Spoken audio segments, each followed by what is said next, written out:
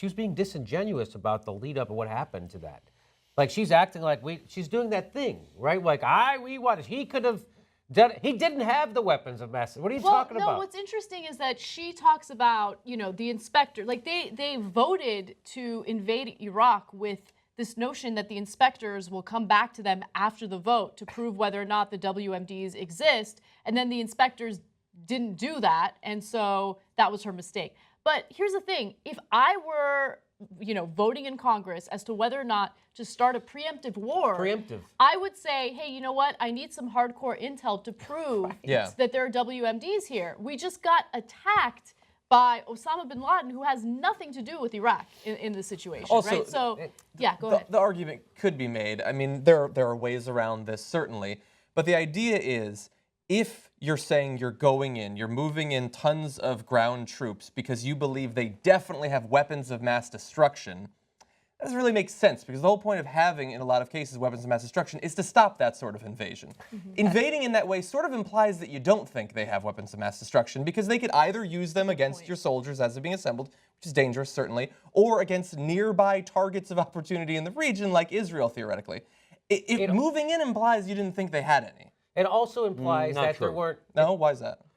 I just remember when we were moving people over there was a near certainty people felt that we would be hit with chemical weapons. I remember... Chemical weapons, true. I totally agree. Stop. Let me go back. I lived in New York on 9/11. On the 12th, a friend of mine was the Undersecretary of Defense for Central Asia. She used to work for Bob Dole. I'd had dinner with her like 2 weeks before. She calls me up the next day. She goes, "We think there's a nuke in the harbor in New York." That's not like a random person who's like, oh, the administration thought there might even be a nuclear weapon in New York.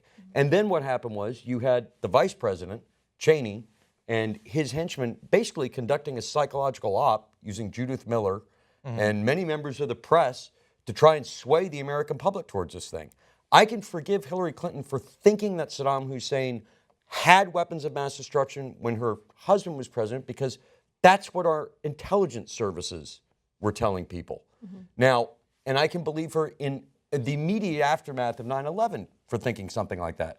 But I can't believe that she thought that in the fall of 2002, moving into 2003, because it was pretty much out there that there probably weren't any weapons of mass destruction. And so who put that out there? Like, what kind of intel did we have that showed that there were no WMDs in Iraq? We just didn't have anything specific. We didn't know anything.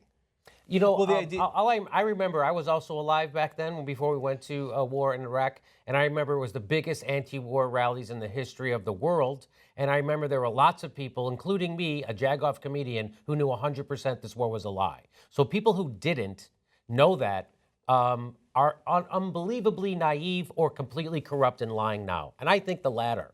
And I think that they went along with this because going along with the war is good for politics.